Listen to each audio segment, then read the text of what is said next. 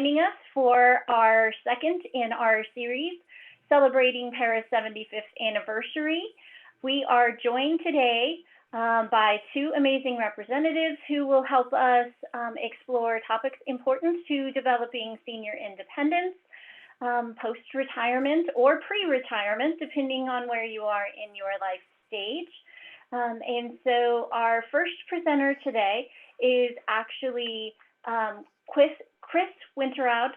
She comes to us from the SHIP program, and I'll let her explain more about that. It is a division of the New Mexico Aging and Long-Term Services Department, and I'm going to stop sharing my screen for just a moment and give her the opportunity to share her screen. Chris is actually the Northeast Regional Coordinator for the state of New Mexico's State Health Insurance Assistance Program. She is a former teacher turned Medicare specialist. And as I mentioned a moment ago, SHIP is a part of the New Mexico Aging and Long-Term Services Department. They offer free, unbiased expert information and assistance to all New Mexico residents. So you don't have to be a PERA member or a PERA retiree to take advantage of the services they offer. I had the pleasure of presenting with Chris at an event in Farmington, which is where I learned about this amazing program. And so the floor is officially hers. Thanks so much, Christina. And welcome. I'm so glad to be with you here today. I'm here to talk about resources for independence in aging. My program, the State Health Insurance Assistance Program, or SHIP, is part of the New Mexico Aging and Long-Term Services Department under our Secretary, Katrina Hotram Lopez. And we're really tasked with providing people with information and assistance to empower you to have the healthiest, most satisfying aging experience that we can manage here in New Mexico. I always tell people that aging is undiscovered territory. I mean, you're constantly going to be faced with new situations that you've never had to deal with before, either for yourself or often we speak with family members who are looking for resources, information, and assistance for their aging parents and other family members. So, no matter what situation you find yourself in, this is a really great resource that's available throughout the state. Today we're going to talk about just an overview of aging and long-term services programs. I'm going to give you a lot more information about my SHIP program and also our SMP, or Senior Medicare Patrol program. And then I'm going to go over some specific resources that you might find useful. I like to start out with our website, the Aging and Long-Term Services Department website. We've recently revamped it and upgraded it, and there's a lot of really good information there. It's a really great place to start. You'll get there at nmaging.state.nm.us, and you'll see there's just a series of buttons to click on to get more information about specific topics. One thing that I want to point out right here is the reverse mortgage education. We've partnered with a local Santa Fe company that developed an app to educate seniors on reverse mortgages. We all know that seniors are the target of scams, fraud, and some predatory mortgage practices. And the best way to protect yourself from those kinds of situations is to be educated. So this is a financial literacy tool that we are helping New Mexico seniors gain access to, that will educate people about how reverse mortgages work so that they can decide for themselves whether or not it's something that makes sense for them. So don't listen to Joe Montana or Joe Namath. Come to the ALTSD website and check out it's called Heconomics. Check out the reverse mortgage education app that we have available here. There's a wealth of other information and resources and programs available on the website, from senior services, information about specific senior centers in different areas, information about Alzheimer's and dementia care, adult protective services. You can actually make an adult protective services report online from our website. You can get access to meals, sign up for home delivered meals. The Ombudsman program over here on my screen, it's on the right, is the program that oversees issues and in long-term care facilities. So if you have a friend or a family member in a long-term care facility and you have questions or you think there are problems, that's the agency to connect with. We register here at the ADRC. That's the red 800-432-2080 number at the bottom of your screen. We register people for the home and community-based waiver, which is the Medicaid program that provides in-home caregiving assistance. Yeah, that process always starts at the ADRC. A lot of times we talk to people who've tried to apply for that benefit through Income Support Division and filled out the Medicaid application, and then they just get family planning and they're all cranky because they don't need family planning anymore. So just so you know, that process always starts at the ADRC, and you can get it going by calling that 800 number. Also, all of the presentations and programming from the most recent conference on aging, which happened last November, is available through the website. And there were some amazing presentations. I highly recommend that you take a peek. When you go to our website, there's live web chat available. You can click a little dialog box will pop up, and you can have a live text conversation with one of our agents.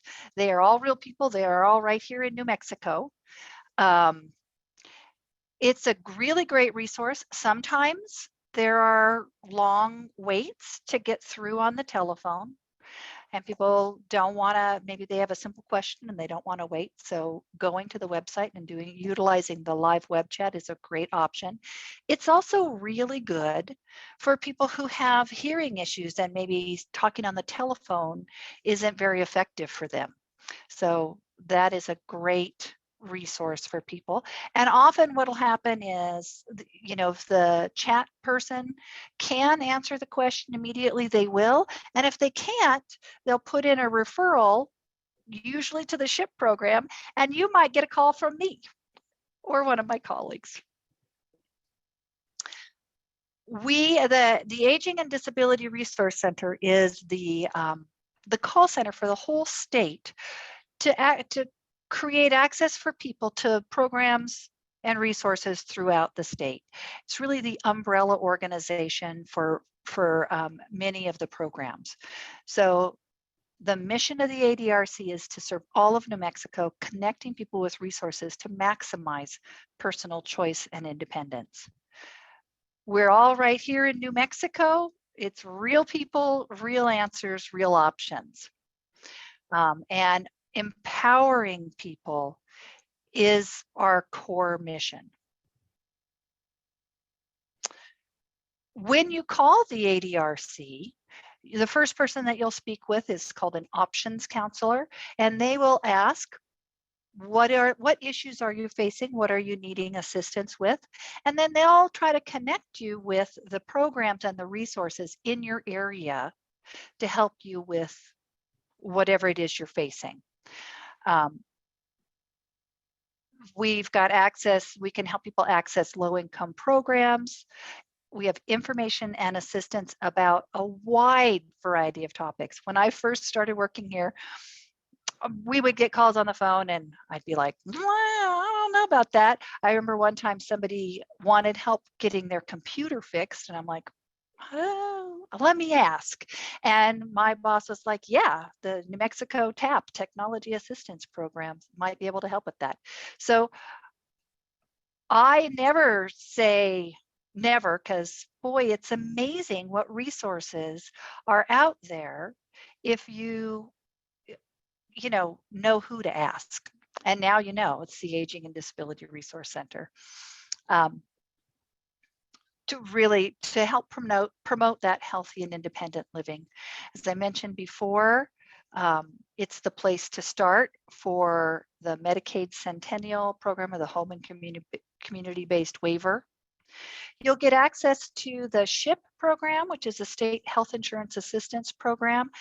We're really Medicare specialists, so we help people understand Medicare, understand the different Medicare coverage options, and help you figure out what's going to work best for you. There is no right or wrong answer when it comes to Medicare, but there are big differences in how your insurance is going to work for you depending on which type of coverage you choose. And that's what we're here for, to help people with that decision and then help connect with the different insurance policies that are going to work best for you. Our Senior Medicare Patrol is the part of our agency that's tasked with investigating Medicare scams and fraud. As I mentioned before, seniors are a target, and there is a constantly evolving list of schemes out there to try to get seniors to give up their personal identifying information. If you have questions about anything, if you've had an experience or you feel like you may have been the target or the victim of a scammer or fraud, please do give us a call. And all of these programs are accessed through the same website or through that same 800 number, 800-432-2080. It's really, our goal is to provide sort of one-stop shopping for programs and assistance in New Mexico. You just call, say, hey, I think, I gave my Medicare number to somebody and now I think I probably shouldn't have done that. And they'll put in an internal referral to the Senior Medicare Patrol program. Another program that is so important for people is the Prescription Drug Assistance Program. We all know that prescription drug costs are out of control.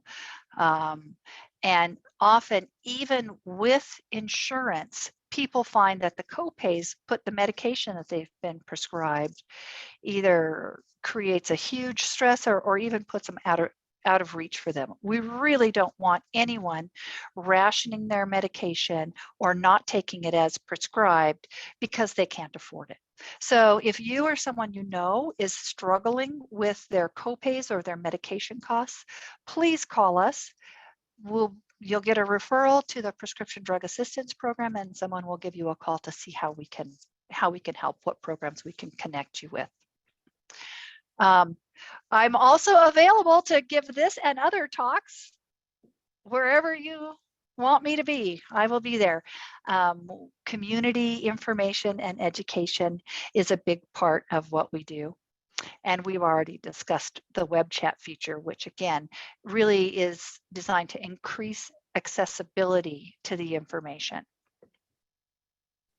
So in terms of other interesting and useful information that you may need, ssa.gov is a key resource. If you are continuing to work, when you first start on Medicare, if you're collecting Social Security already, you'll pretty much be automatically enrolled in Medicare Part A and B. If you're not collecting Social Security, and more people that I've spoken with are electing to put that off until they reach their maximum benefit, or if you're still working and being covered under your active employer insurance or your spouse's active employer insurance, you may not have enrolled in Medicare immediately. So in that case, you're going to need to apply for Medicare online, and you can do it online at ssa.gov. You can also call us and we'll help you with it. So main things here on ssa.gov is how to apply for Medicare if you're not being enrolled automatically. There's also a benefit called Extra Help, which helps with prescription drug costs that you can apply for through the ssa.gov website. Another fantastic resource just to help you find programs that you might be eligible for is the benefit checkup on NCOA, National Council on Aging website. This is a national website. You'll go through, there's an online application. You can also, for people who don't have computers, you can also call us and we'll be your fingers on the computer for you. We can help you access some of these online resources, even if you don't have a computer of your own.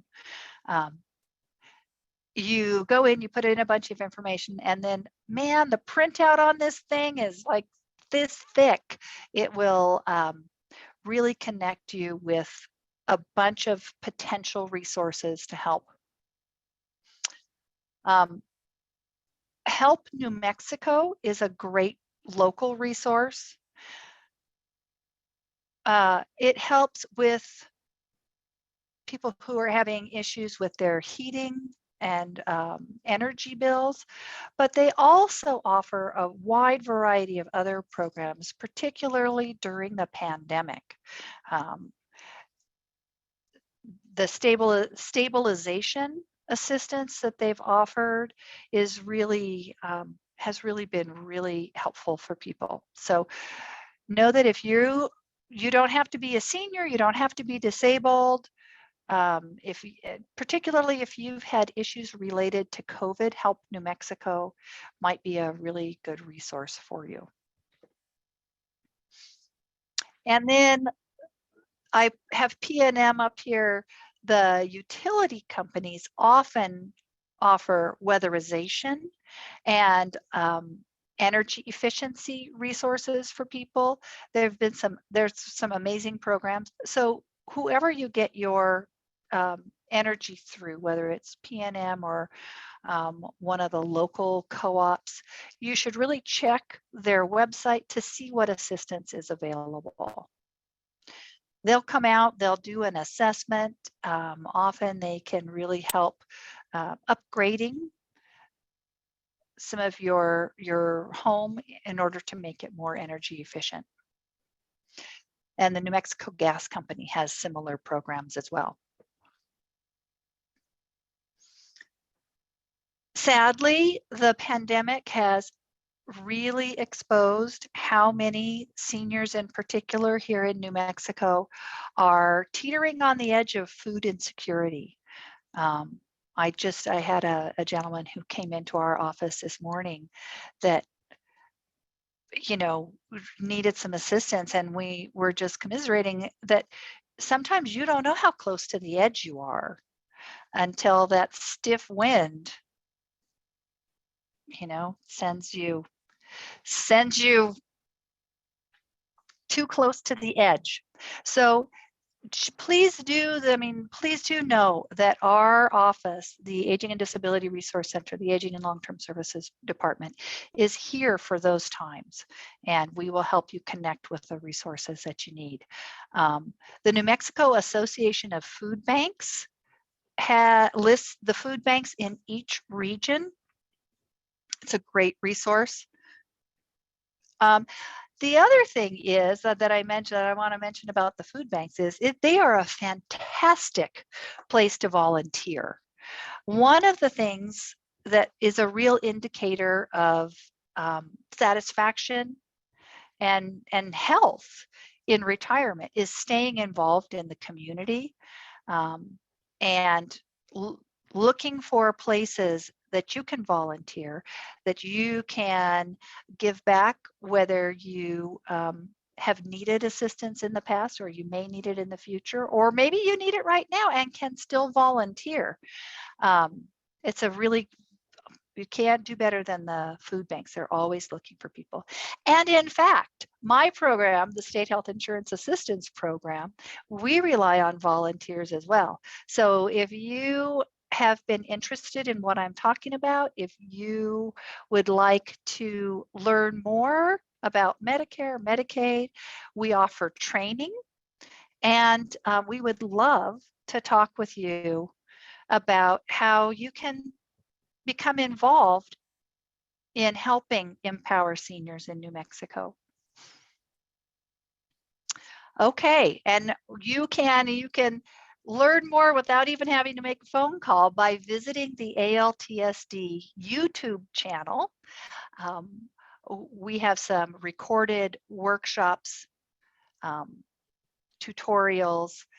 There's lots of information about there from the Ombudsman program. The Ombudsman program, which again is the group that oversees long-term care facilities, they also rely heavily on volunteers to be their eyes and ears in nursing homes and assisted living facilities.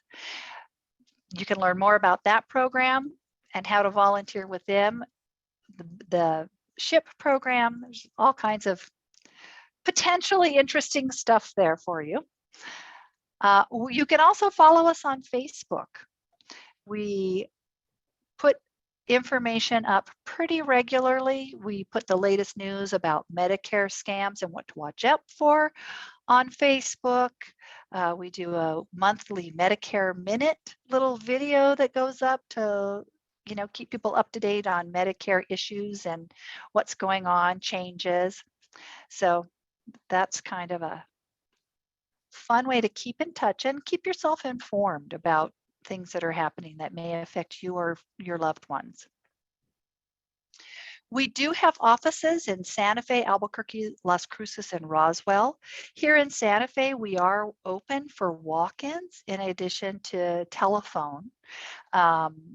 I don't think any of the other offices are open at this time, but there are people there that you can be connected with. You can reach us at the 800-432-2080 number that I've mentioned quite a few times. Also online at www.nmaging.state.nm.us. My personal contact information is there as well. Oftentimes people feel more comfortable reaching out to someone that they feel like they've met. And I think at this point, a Zoom meeting is still a meeting. So it's Chris, KRIS.Winterroad@state.nm.us. And my work cell phone is 505-470-4443. And I really do welcome you to call me.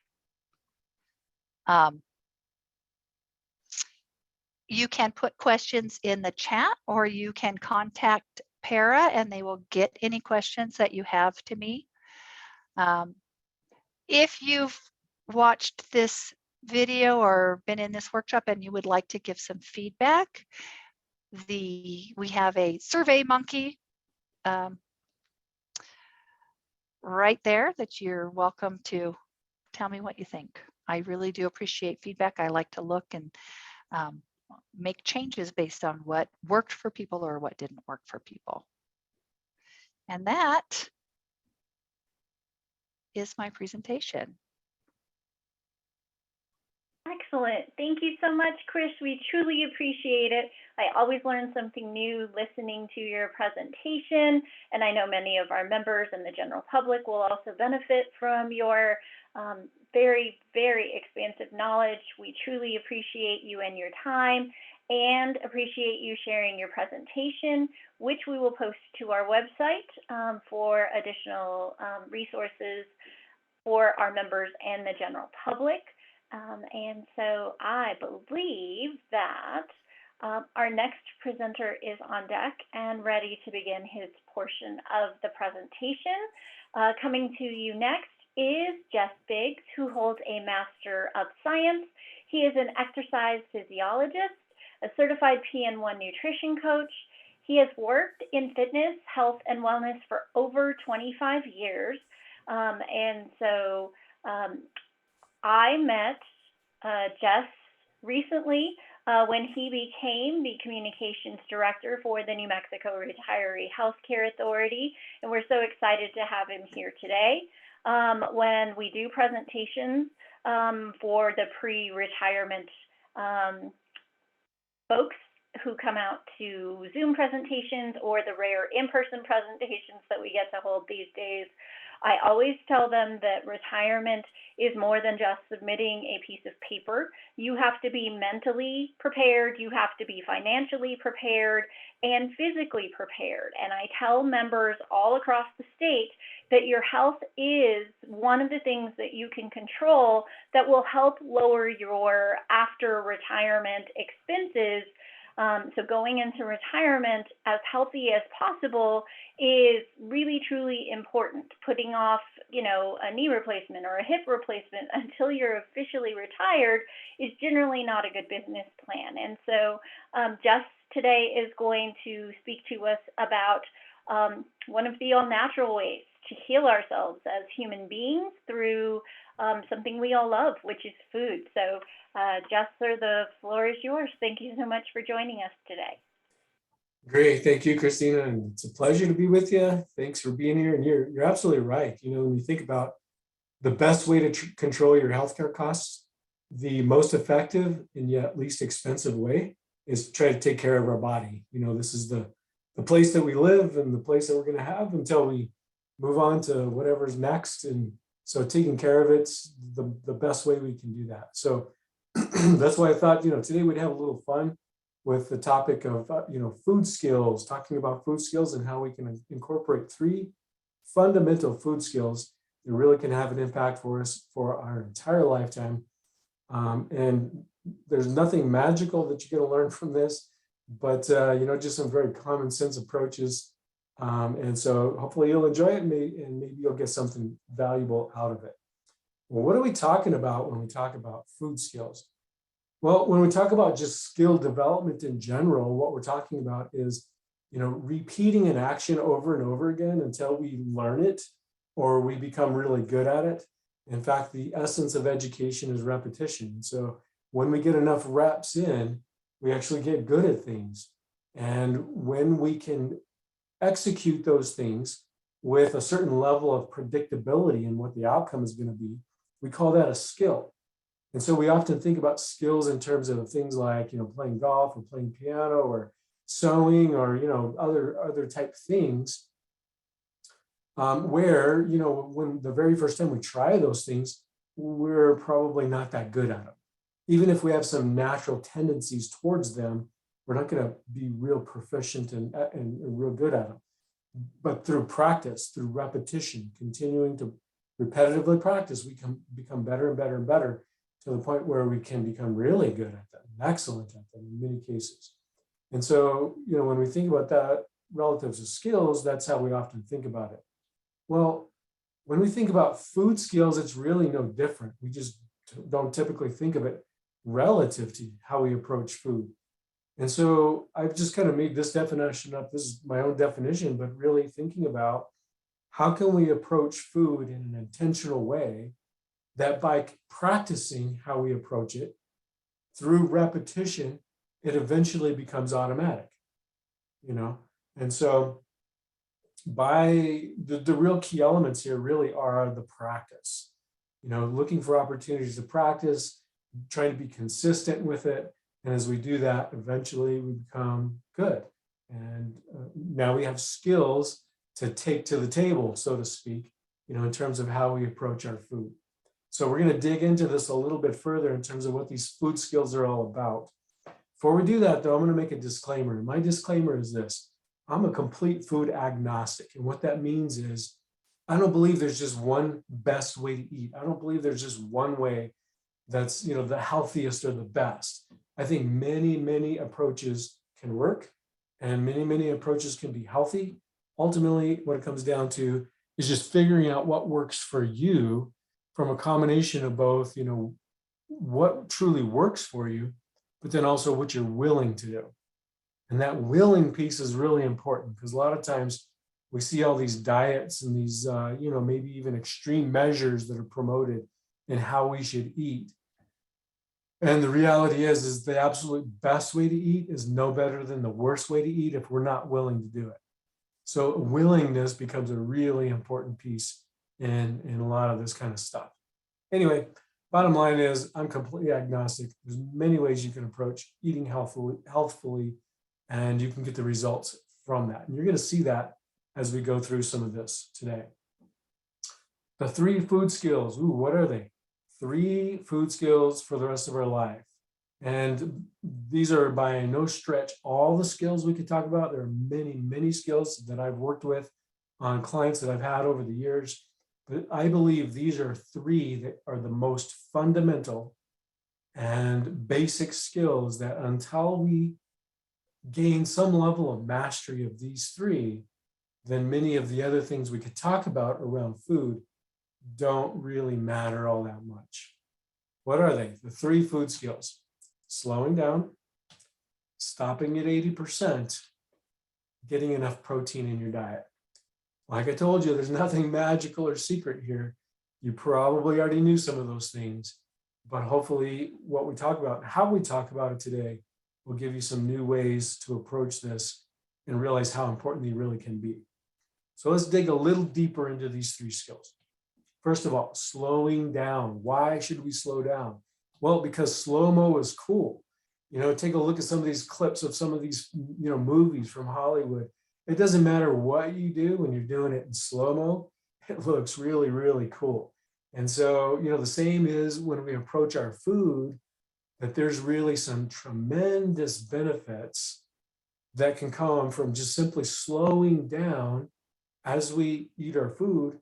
And not only those benefits, we can look pretty cool doing it, So slow down. Slow-mo is cool. Slowing down and being mindfully present with your food when you eat truly is more important than what you eat, when you eat, where you eat, who you're eating with, or getting anything else perfect. So it's really, really, really important. And most of the time, when we decide we're going to, try to eat better, we completely focus on the what. What we're going to eliminate these things. We got to make sure we get these things, et cetera, et cetera. This focuses on the how, and the how we eat is much more important than the what. The what can be important. Don't get me wrong, it can be. But really, when we approach the how, we develop skills that really transcend all the different fads and different ideologies around the way that we eat. So really, really important. Why? Why is it important? Well, again, nothing secret here. You already know this.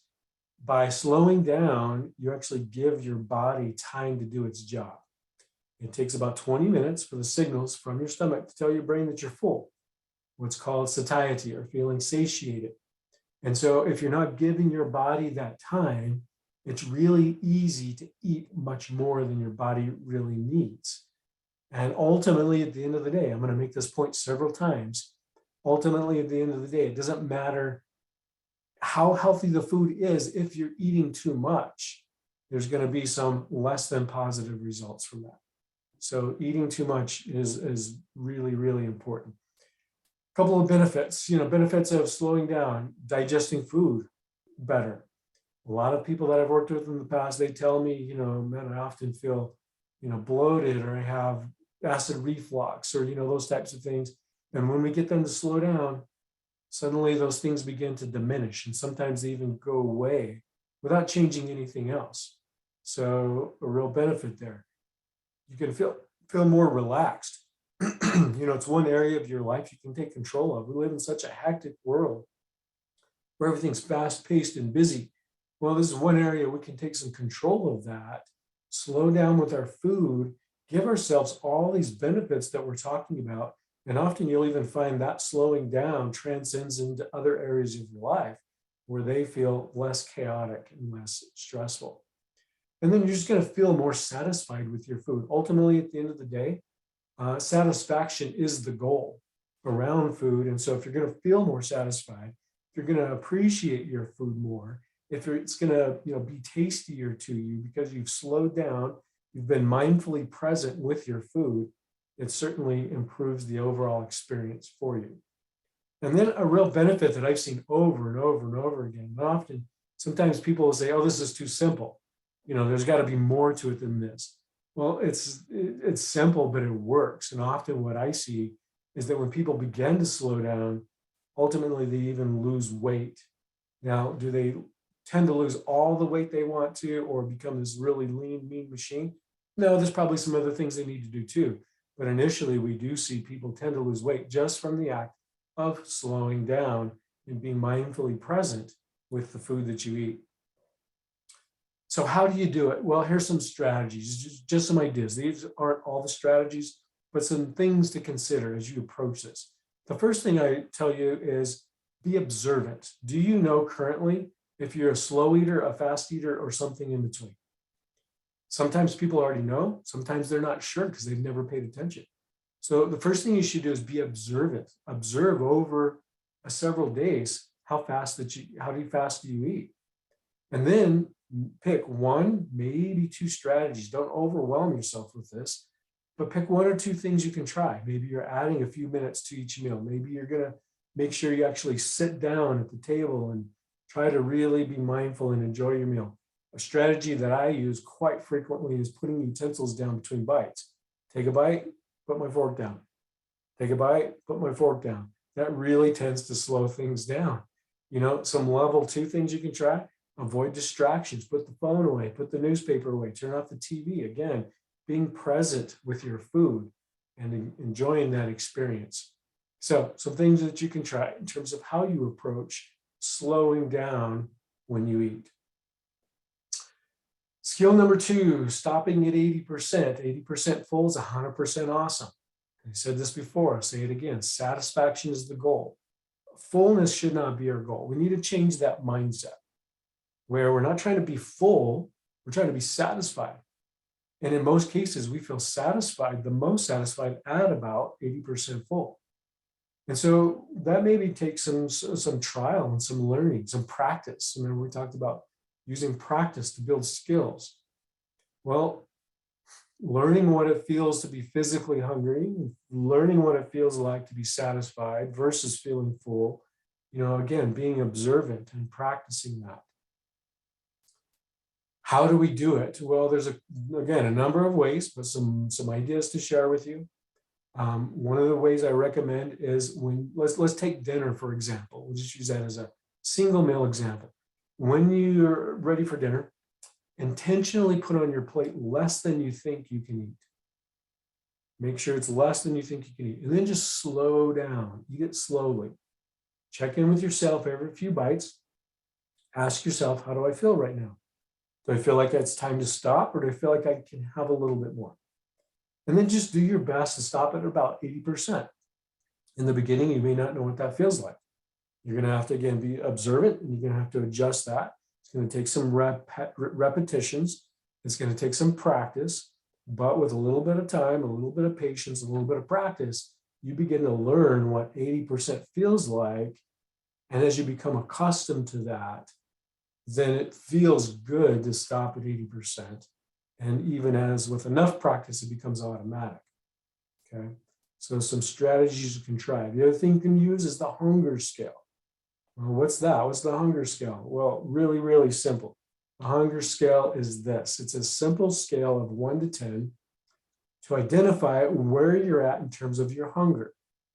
Okay. And for most of the time, we want to try to be in this green band between 4 and 7. Okay. So all the time people are asking me, well, how do I use the hunger scale? Well, I try to use it each and every time I eat. And when I first started using it, took practice. I didn't always remember to use it. So I put it on my phone. I posted it on my fridge. I printed it and put it on the table next to me. So a very powerful visual to look at right in the moment. And just with some practice, now it just happens automatically. How do I use it? Well, anytime I even think about food, I'm using the hunger scale. How? Well, in these ways. When I think about food, if I'm at a 1 to 2, then I know I've waited far too long to eat. and I'm very likely to eat anything and everything you put in front of me. So the note I make to myself is, don't wait until I get to a 1 or 2.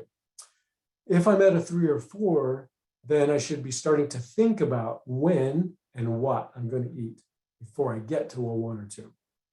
If I'm at a 5 or 6, I'm not hungry. So if I'm wanting to eat, it's not because I am hungry. Maybe I'm bored, maybe I'm stressed, maybe I'm just having some cravings, but I know for sure I'm not hungry. And so I don't necessarily need to eat at that time. When I'm actually eating something, when I'm in the act of doing it, I'm also thinking about the hunger scale. And I know you're dying to know how, so I'm going to tell you. While I'm eating, if I'm at a 5 or 6, I can eat a bit more slowly. That's the key, eating a bit more slowly. And I can reevaluate if I've moved up the scale. If I'm at a 7 to 8, then I'm satisfied and I really don't need to eat anymore. But this is completely and totally dependent on me slowing down.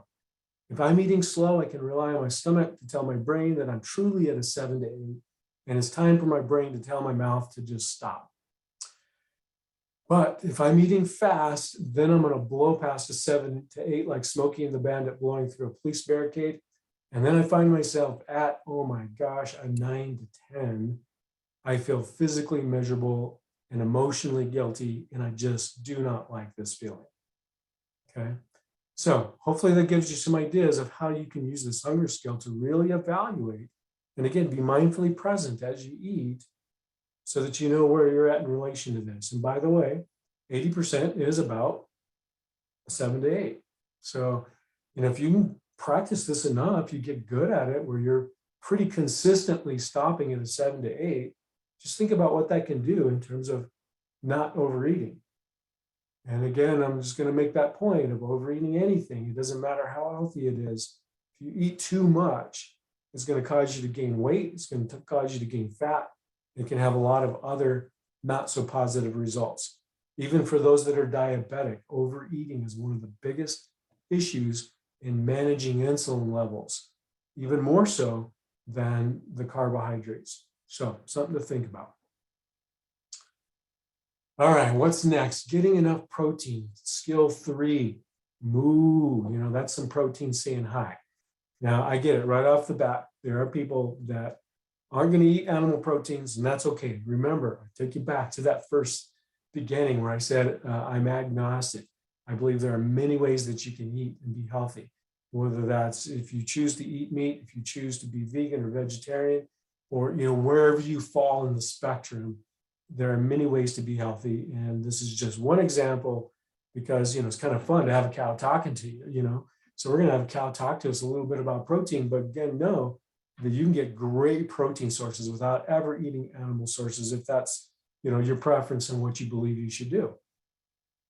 Well, why protein? Well, protein is the macronutrient. When we're talking about macronutrients, we're talking about proteins, carbohydrates, and fats. It is the one macronutrient that really makes the difference. So just to kind of reiterate that point, we often get into debates about what's the best way to eat. We talk about, low carb and high carb and low fat and high fat. And we talk about, paleo and ketogenic and Mediterranean, Atkins and Pritkins and sugar busters and blah, blah, blah, blah, blah. It goes on and on and on. Again, as a nutritional agnostic, I don't believe there's a best or a single way to eat. Many approaches can work, but here's also what I do know. The science is very, very clear on this, that when you compare diets that are low in carb versus high in carb, low in fat, high in fat, when calories are the same, that it doesn't make any difference whatsoever in terms of the results, okay? When calories are the same, the high carb, low carb really doesn't make any difference. The high fat, low fat doesn't really make any difference. What does make a difference when calories are the same is when you have adequate protein. Adequate protein beats anything else, hands down, when everything else is the same. So protein becomes really, really important in terms of this, okay? Why? Well, a couple of different reasons. We talked about the fact that it makes a difference, but it also helps you feel full longer. You actually feel more satisfied for a longer period of time when you have adequate protein. Secondly, protein actually makes your body work harder to digest it. It takes more energy to digest protein than it does to digest fats and carbohydrates. So that extra energy expenditure is a great benefit of making sure you have adequate protein. And then in addition, it actually helps you hang on to lean mass while you are losing weight or losing fat. Anytime we lose weight, we're always losing some of that from fat, we're losing some of that from muscle mass. If we have adequate protein, we lose less muscle mass and more fat weight, which helps us maintain our metabolism much better. So another benefit of making sure that protein is adequate. So what do we eat when we're talking about protein? This is by no means a comprehensive list, but you can see great protein sources there. Some of them animal, some of them plant. Again, you can be very healthy in whatever approach you take relative to that. If you are not going to include animal proteins in your diet, you have to work a little bit harder. You have to think a little bit more about how to get adequate protein in your diet, but it's completely possible. The other point I'll make here is that quality is the critical element when you're talking about protein. Making sure you're picking quality proteins. Hot dogs aren't a good quality protein, So quality is the key element when getting adequate protein. So just keep that in mind as you make your choices around getting protein. How much? Well, the great thing about the how much is it's really easy because you got the tools right on the ends of your arms there that make it really easy. If you're the type of person that likes to count calories, you like to measure things out, that's fantastic. I say go for it if it works for you. Many people that I've worked with in the past don't. Counting calories and measuring things has a very short shelf life for many folks. And so a really easy way to look at how much protein you're getting is simply to use your hand. Most people's hands are proportional to their body size. Not always the case, there's a few exceptions, but most of the time that's true. And so if we use our hands and we're trying to get about 1 to 2 palms of protein over 2 to 4 meals a day, most of us are going to do really well with that. And then you just be observant and you adjust from there. Maybe you find out like 1.5 works better for you. Maybe other people feel like, more or less. And so you kind of make that adjustment. And so really the key to this is not to try to be perfect at it, especially in the beginning. It's simply, again, observing where you're at right now, how much protein you're getting in right now. And then what's the one small step or one small action you can take to try to get a little more protein, a little quality protein in. And then once you kind of master that, you take another step. I often think of nutrition in terms of, the example I often use is it's kind of like taking a foreign language class, right? Let's pretend for a second you decide you want to speak a foreign language. Maybe you want to speak, French. You decide to go take a French class. And so you show up to French class on the first day, and the teacher expects you to speak perfect French. Does that make any sense whatsoever? Absolutely not. It sure does not. But often we approach, diets and food and things just like that. We decide that we want to do better. And suddenly on Monday, it always has to happen on Monday, right? You can't ever start a food plan on any other day other than Monday. And on Monday, you're going to show up with absolute perfection. You're never going to eat anything bad ever again. How's that worked out for you in the past? Yeah, same for me. So the idea here is not to try to be perfect. The idea is where are you at right now? And what's the next incremental step you can take? And the same, it goes, for getting enough protein. Where are you at right now? What's the next step you can take to get just that 1 or 2 palms of protein? Maybe you're going to focus just on dinner to start with. Okay, dinner, I'm going to try to get really good at doing that. Most of my dinners, not even all of them. And then you take the next step, and so forth and so forth. Which brings us to the master plan. Practice, practice, practice. Skills don't We don't get better at skills unless we practice. So take the skill number one, for example, the whole concept of slowing down. Practice it for 2 to 3 weeks, maybe even 2 to 3 months. There's no time frame on this. Practice it, get better at it, improve it, on it. And then when you feel ready, keep working on skill one, but now maybe add skill two of, stopping at 80%. And then keep practicing those things. And you keep practicing, you get better. And then you add skill number three, and you rinse and you repeat, and you do it again, and you do it again, and you do it again, until you just become a master of these skills. And then they happen automatically. That's the great part about skills, is they can happen automatically. So bottom line is this: there are many, many skills we can work on relative to food, just as there's many skills that we can work on for all the other things in the world, like golfing or sewing or tennis or playing piano or whatever it may be.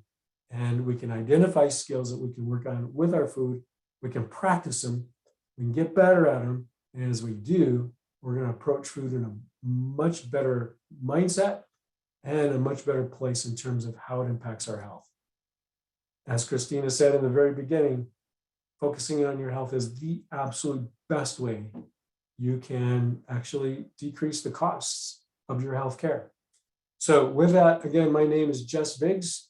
If you have any questions for me, I can help you out in any way. You can find me at the email listed there, and I'd be happy to help you out in any ways that I can. My pleasure to be with you today, and I'm going to turn it back to Christina at this time. Excellent. Thank you so much, Jess. We truly appreciate it. I definitely learned some new things.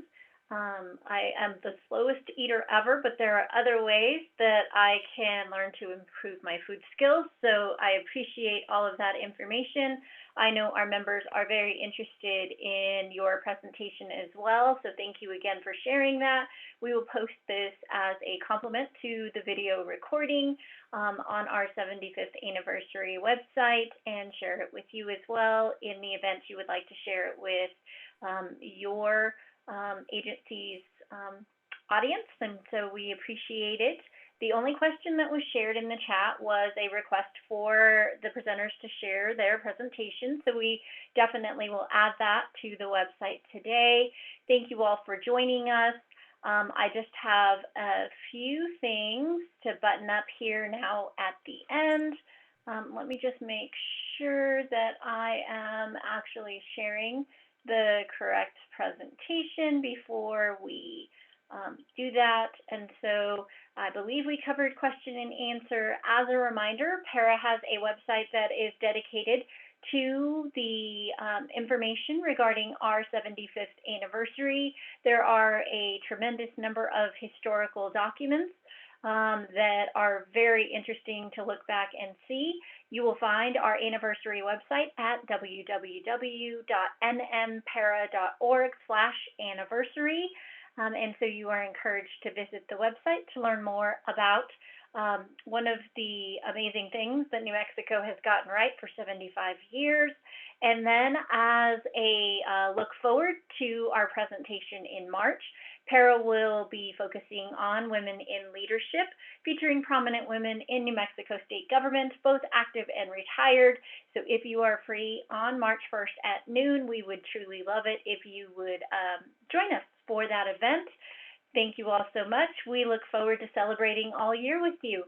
Have a wonderful February, and we hope to see you soon. Thank you so much.